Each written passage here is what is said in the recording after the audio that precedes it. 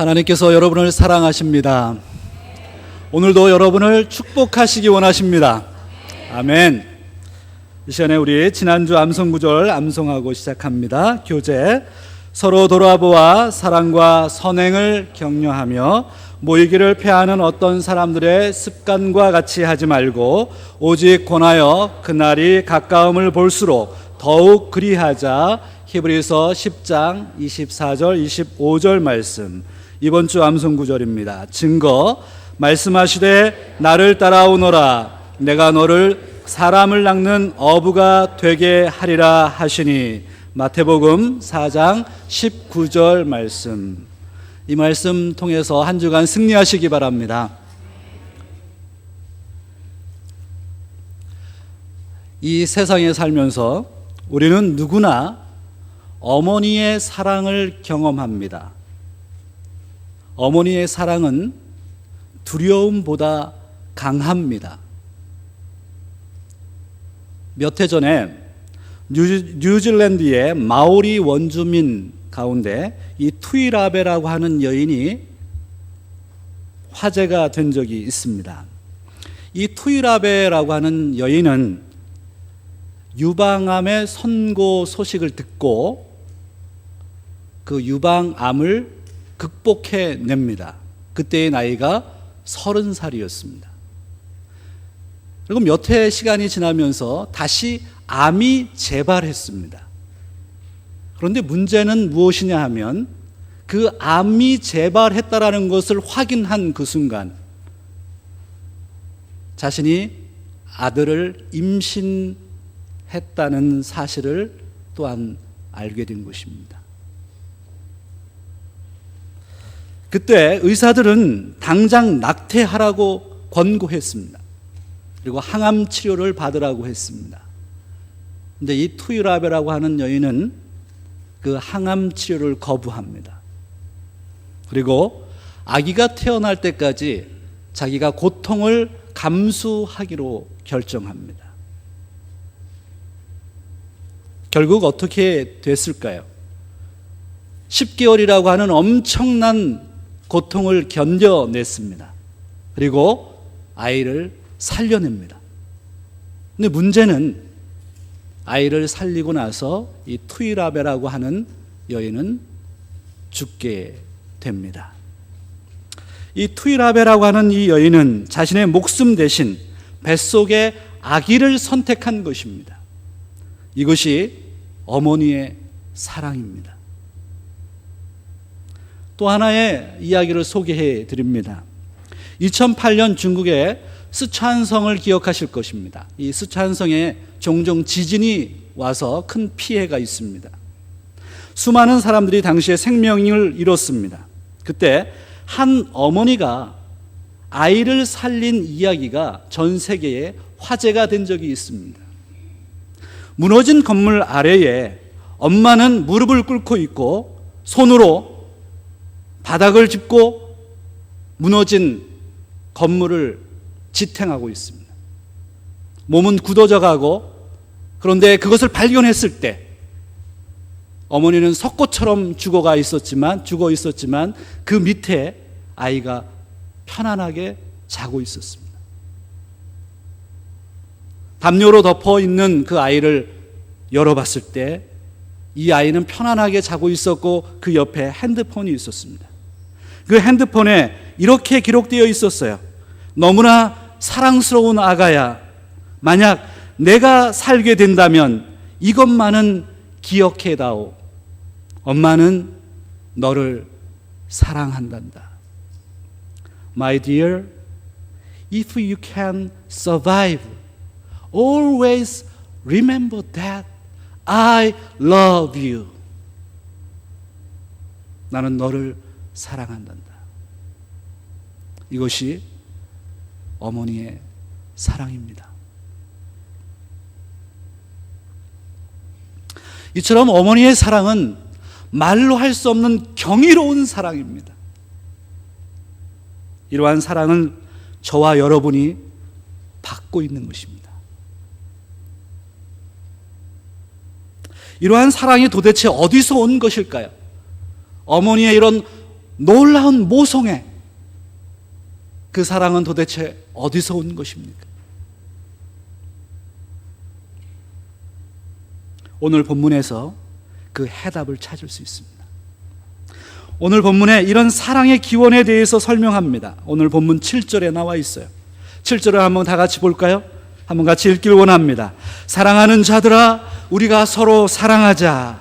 사랑은 하나님께 속한 것이니 사랑하는 자마다 하나님께로 나서 하나님을 알고. 사도 요한은 오늘 본문에서 사랑과 관련하여 아주 중요한 것을 우리에게 설명하고 있어요. 그것은 바로 사랑의 기원에 대한 것입니다. 사랑이 어디서부터 왔는가? 사랑은 하나님께 속한 것이니, 이 표현이 참 너무 놀라운 표현이에요. 영어 성경에 보면 이것을 이렇게 표현했어요. For love comes from God. Love comes from God. 하나님으로부터 사랑이 나왔다라는 거예요. 사랑은 우리 것이 아닙니다. 사랑은 하나님 것입니다. 하나님이 우리에게 주신 것입니다. 그리고 7절에 이렇게 또 표현했죠. 사랑하는 자마다 하나님께로 나서라고 했습니다. 하나님으로부터 출생한 그 사람들은 사랑하는 자들이라고 표현했습니다. 다시 표현하면 우리가 사랑을 하고 있는 사람들이라면 우리는 하나님의 자녀라는 표현입니다. 또한 오늘 본문 8절에는 다음과 같이 설명했습니다. 8절을 한번 같이 읽어볼까요? 사랑하지 아니하는 자는 하나님을 알지 못하나니 이는 하나님은 사랑이시라. 사도 요한은 사랑을 설명하면서 하나님에 대해서 설명합니다. 하나님은 어떤 분입니까? 하나님은 사랑이시라. God is love. God is love. 하나님은 사랑이십니다. 사도 요한은 하나님을 설명하면서 하나님의 본질에 대해서 설명하는 것입니다. 사랑이라고 하는 것은 하나님의 여러 성품 중에 하나가 아니라는 겁니다. 사랑이라고 하는 것은 하나님의 본질 그 자체라는 것입니다. 결국 이러한 의미를 담고 있는 거예요. 하나님은 사랑 그 자체이며 사랑의 원천이라는 것입니다. 하나님은 사랑이시기 때문에 오늘 우리를 사랑하는 자로 만드신 분이라는 것이죠. 오늘 우리가 하나님의 창조물로 태어났습니까? 그렇다면 오늘 우리는 사랑하는 사람으로 만들어진 것입니다. 사도 요한의 이러한 고백은 정말 놀라운 고백이에요. 이 부분에 대해서 닥터 로버트 플러머라고 하는 신학자가 있습니다. 이 신학자가 이렇게 표현했어요. 만약 하나님이 모든 사랑의 원천이라면 인간이 지닌 사랑은 모두 다 하나님으로부터 오는 셈이다. 그리고 사람의 도덕적인 본성 가운데 사랑과 관련된 부분은 신적인 기원을 가진다. 아주 명쾌한 표현입니다. 헬라어에서는 서로 다른 네 종류의 사랑을 표현하는 단어가 있습니다. 그것은 우리가 알고 있는 대로 에로스, 그리고 스토로게, 그리고 필로스, 그리고 아가페라고 하는 단어입니다. 오늘 우리가 읽었던 사도 요한이 썼던 요한일서 4장 7절로 11절에 나와 있는 사랑이라고 하는 단어는 전부 다 아가페라고 하는 단어로 쓰여 있습니다. 아가페의 변형된 동사들, 그리고 명사형인 아가페로 쓰여 있습니다.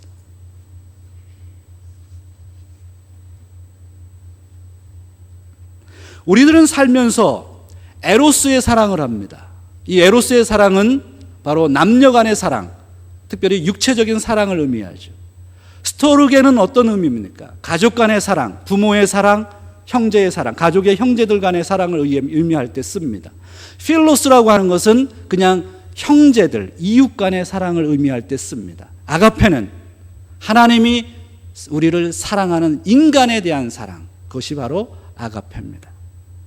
우리들은 살면서 에로스의 사랑을 경험하고, 그리고 우리는 살아가면서 스토르게의 사랑을 경험하고 필로스의 사랑을 경험해요. 그리고 교회 안에서, 그리고 하나님 앞에서 우리는 아가페의 사랑을 경험합니다. 저와 여러분은 누구나 다 이 네 가지의 사랑을 경험하면서 살아가는 거예요. 만약에 그렇다면 우리는 하나님으로부터 왔다라는 사실을 기억해야 됩니다. 내가 사랑하고 있다라고 하는 것은 지금 내가 하나님을 알고 있다라고 하는 또 다른 표현이라는 것입니다. 그러므로 우리가 사랑을 할 때마다, 사랑을 받을 때마다 그 사랑이 얼마나 소중한 사랑인지를 깨닫는 것이 중요합니다. 그리고 확신을 갖는 것이 중요합니다.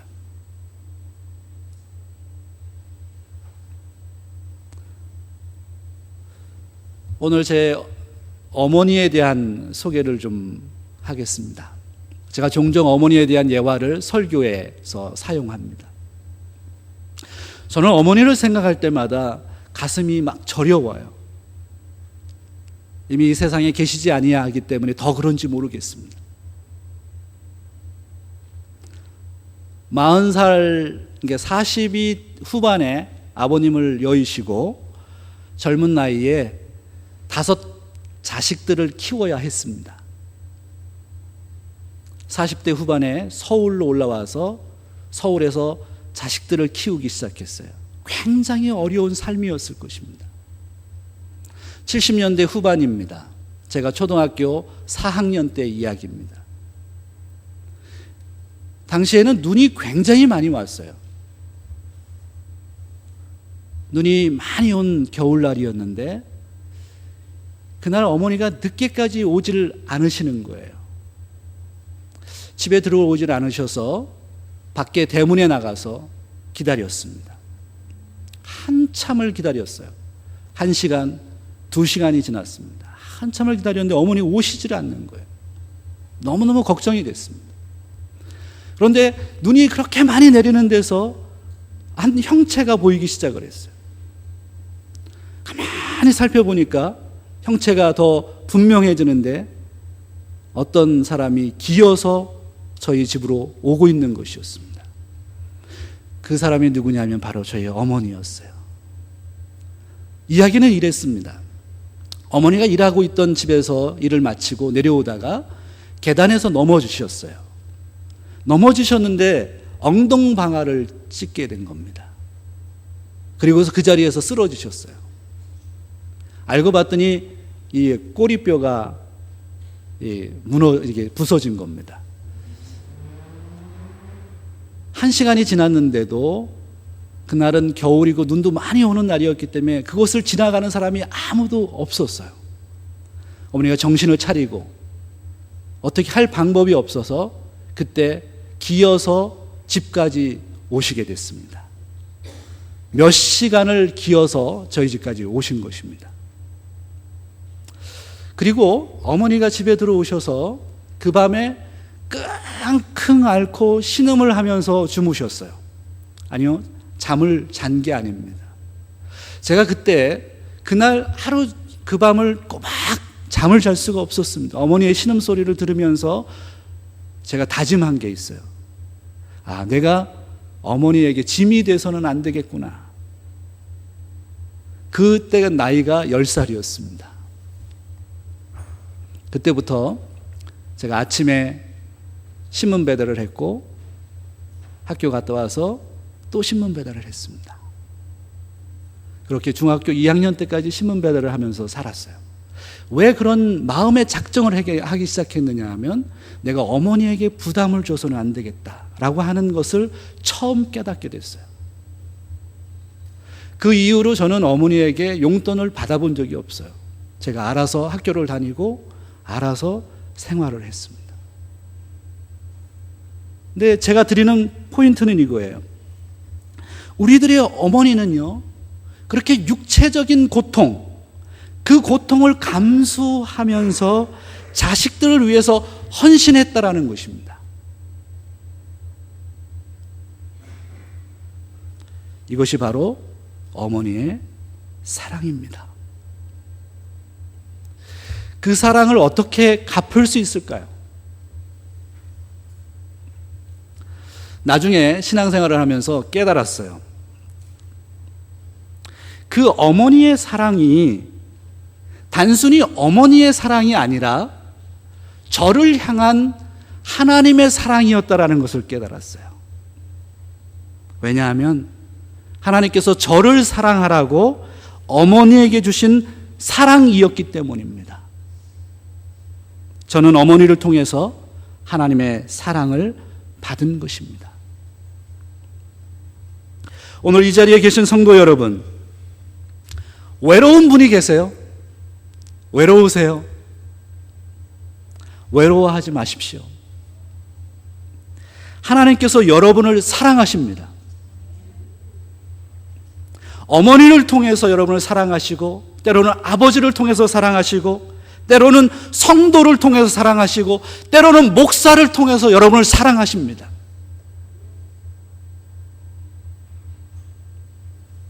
그리고 사랑할 기회가 있으세요? 누구를 사랑할 기회가 있다면 대충 사랑하지 마시기 바랍니다. 제대로 사랑하십시오. 하나님께서 여러분에게 누군가를 사랑하도록 사랑을 부여해 주셨다는 사실을 기억해야 합니다. 특별히 오늘 이 자리에 함께 참여한 부부들, 남편은 아내를 제대로 사랑하십시오. 그리고 아내는 남편을 제대로 사랑하십시오.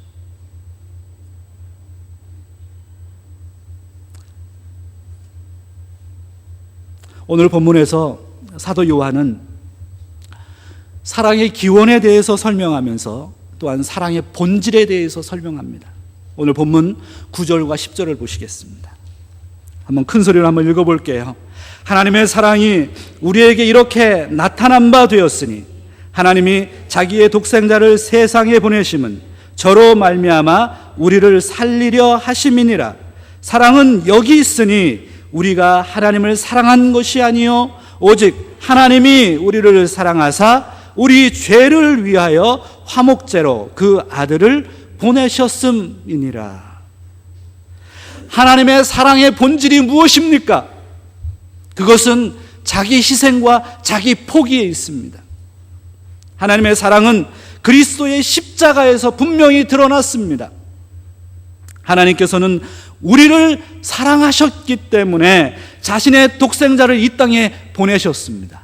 오늘 본문 특별히 9절과 10절에서 하나님의 사랑을 나타내는 두 가지의 단어를 우리는 명확하게 이해해야 됩니다. 그 두 가지의 단어는 독생자와 화목제에 대한 것입니다.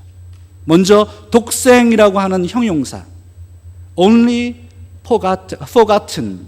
그래서 독생자라고 하는 단어를 영어 성경에는 only forgotten son이라고 표현했죠.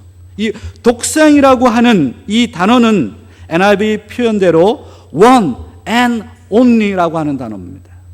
그런 뜻을 가지고 있습니다. 오직 하나뿐인 유일한이라고 하는 단어죠. 하나님께서 자기의 유일한 아들, 하나밖에 없는 아들을 우리를 위해서 이 땅에 보내주셨다고요. 그것이 하나님의 사랑입니다. 그 사랑은 놀라운 사랑이에요. 경이로운 사랑이에요. 그 사랑이 얼마나 큰지 모릅니다. 그리고 화목제라고 하는 단어입니다. 이 화목제라고 하는 단어는 헬라어 힐라스모스라고 하는 단어인데, 이 힐라스모스라고 하는 단어는 힐라스코마이라고 하는 재물이라고 하는 재물이 되다라고 하는 동사의 변형형인 명사형입니다. 힐라스모스. 그런데 이 힐라스모스라고 하는 단어는 신약에 2번이 사용되거든요. 특별히 사도 요한이 요한일서 오늘 본문에 사용한 거예요. 얼마나 중요한 단어인지 몰라요. 화목제. 화목제물이 뭡니까? 우리 인간들과 하나님과의 화평을 위해서 하나님께서 자기 아들을 보내셔서 예수님을 십자가에 못 박혀 죽게 하시고 하나님과 화평을 만들어 가신 거예요. 그것이 바로 화목제, 힐라스모스라고 하는 단어의 뜻입니다. 예수님은 우리가 하나님과 화목하도록 하기 위해서 엄청난 대가를 치러야 했습니다. 이것은 하나님의 사랑의 깊이와 희생의 범위가 얼마나 놀랍고 경이로운지를 보여주는 것입니다. 하나님의 사랑은 어떤 사랑입니까?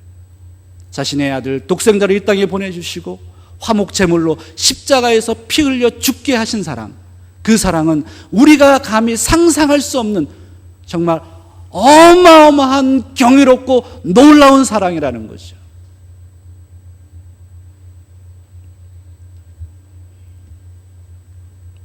찬송가 404장에 보면 그 크신 하나님의 사랑이라고 하는 찬송가가 있습니다. The love of God is greater far. 하나님의 사랑이 너무너무 놀랍다라는 거예요. 영어 표현도 마음이 안 와닿아요. 너무너무 크시기 때문에. 그 크신 하나님의 사랑이라고 하는 이 찬송가의 가사가 이래요. 그 크신 하나님의 사랑 말로 다 형용 못하네. 저 높고 높은 별을 넘어 이 낮고 낮은 땅 위에 죄범한 영혼 구하려 그 아들 보내사 화목제로 삼으시고 죄 용서하셨네. 하나님 크신 사랑은 측량다 못하며 영원히 변치 않는 사랑, 성도여 찬양하세. 우리 이 찬양 한번 같이 할까요?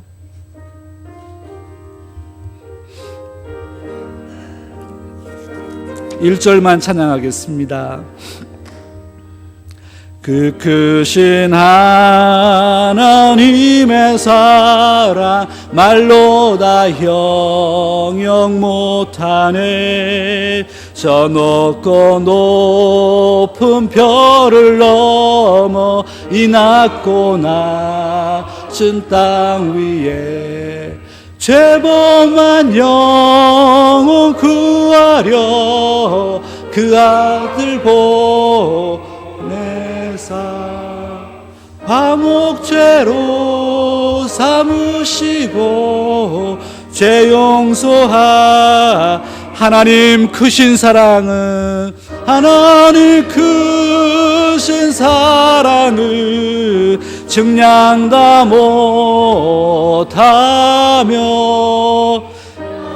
이 변치 않는 사랑, 성도여 찬양하세. 하나님의 사랑이 얼마나 큽니까? 이 찬송가는 프레드릭 레만이라고 하는 목사님에 의해서 작사, 작곡이 됐습니다.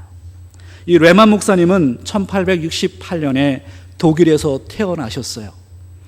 4살 때 미국으로 이민을 옵니다. 그리고 11살 때 예수를 믿게 돼요.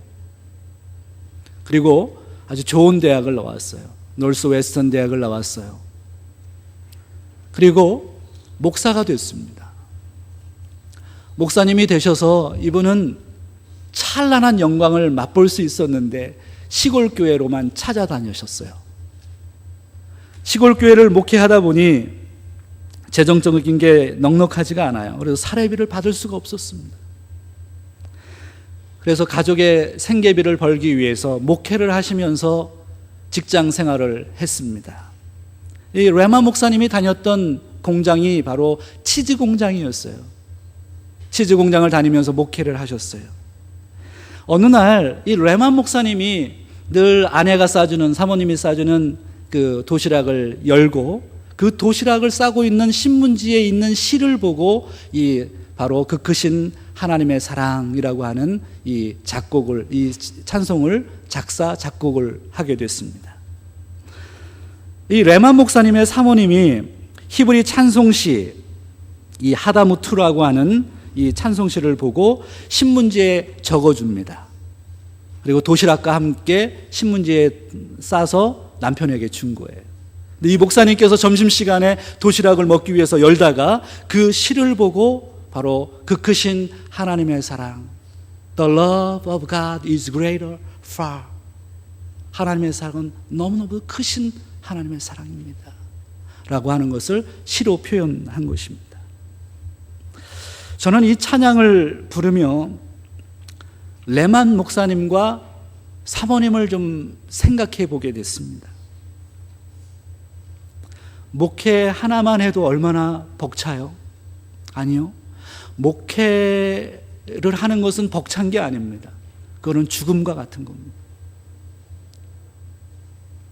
그 정말 캄캄한 목회 현장에서 목회 하나 하는 것도 너무너무 힘든데 어떻게 치즈 공장에 가서 가족의 생계를 위해서 돈을 벌고 그러면서도 하나님 앞에 불평하지 않을 수 있을까? 어떻게 이렇게 아름다운 찬송곡을 만들 수 있었을까?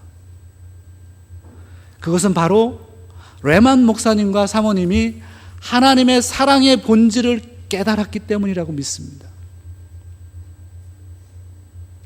자신들이 아무리 어려운 환경에 있더라도 하나님은 우리를 사랑하신다라고 하는 확신을 갖게 된 것입니다. 물질을 뛰어넘어, 건강을 뛰어넘어, 자식을 뛰어넘어, 신분을 뛰어넘어 하나님께서 자신의 유일한 아들을 우리를 위해 이 땅에 보내셔서 화목제물로 삼으셨다라고 하는 하나님의 놀라운 사랑을 이해하고 그 본질을 깨달았기 때문이라고 믿습니다.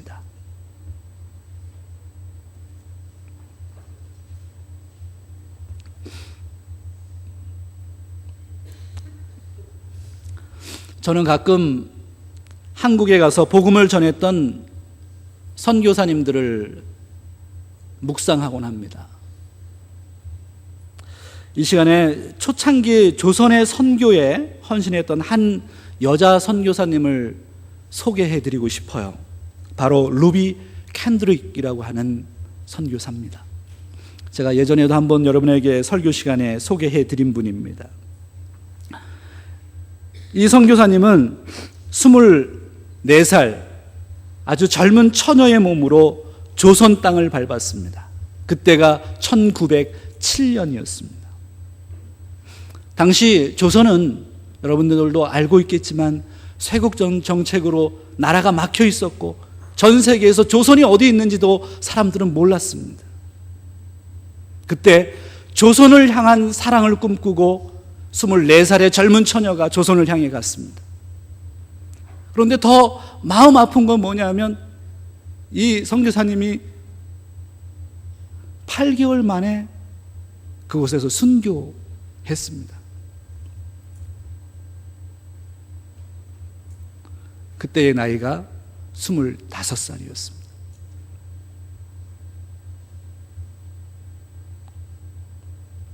루비 캔드릭 선교사님이 마지막 텍사스 달라스에 있는 부모님에게 편지를 보낸 글이 남아 있어요. 제가 좀 소개해 드릴게요. 이곳은 참 아름다운 곳입니다. 모두들 하나님을 닮은 사람들 같아요. 선한 마음과 복음에 대한 열정으로 보아 아마 몇십 년이 지나면 조선은 주님의 사랑이 넘치는 곳이 될 것 같습니다. 그러나 한편에서는 탄압이 점점 심해지고 있습니다. 선교 본부에서는 다들 철수하라고 했지만 대부분의 선교사들은 자기들이 전도한 조선인들과 아직도 숨어서 예배를 드리고 있습니다. 어머니, 오늘은 유난히 집에 가고 싶어요. 그러나 저는 이 땅에 저의 심장을 묻겠습니다.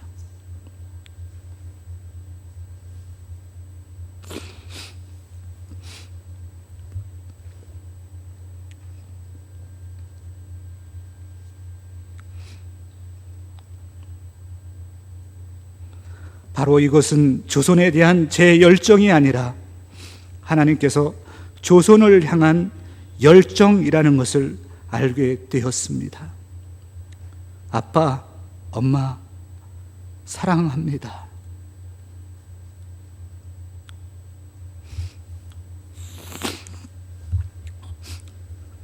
루비 캔드릭 선교사는 이 편지를 마지막으로 쓰고 지금으로부터 100년 전 조선 땅에서 그렇게 숨졌습니다.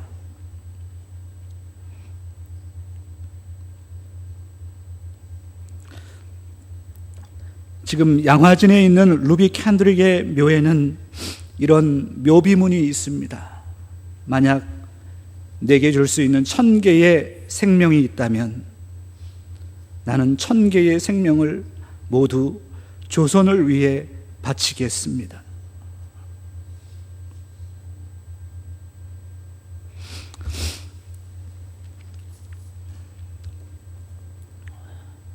루비 캔드릭 선교사는 하나님의 사랑의 기원과 사랑의 본질이 무엇인지를 정확히 이해한 분이었다고 봅니다. 그의 조선에 대한 사랑은 바로 하나님의 사랑이었기 때문입니다.